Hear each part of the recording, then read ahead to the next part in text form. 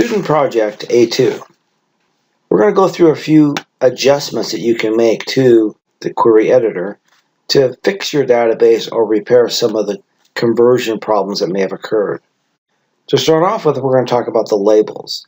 If the labels aren't real clear, for example, it's not clear what they mean, you can actually simply rename them in this particular field. In this case, we're going to simply type in the customer type.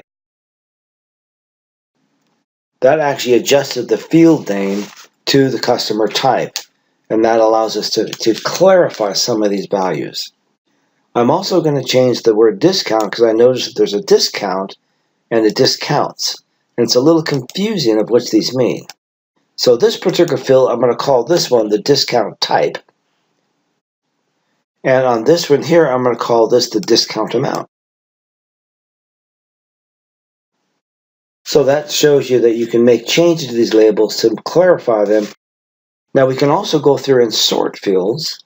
So I can click on the customer name and choose the drop down there and either sort it ascending or I can sort it descending. Now I noticed that in this field here, this was supposed to be a date field, but it looks like the value came across as a number. So I'm going to click on this data type here and I'm going to change the data type to a date data type, which adjusts the data in the query editor. When you're finished making changes, you would simply go up and press Close and Apply. And that will save the data off to the Power BI Visual Editor. Now we're in the Visual Editor.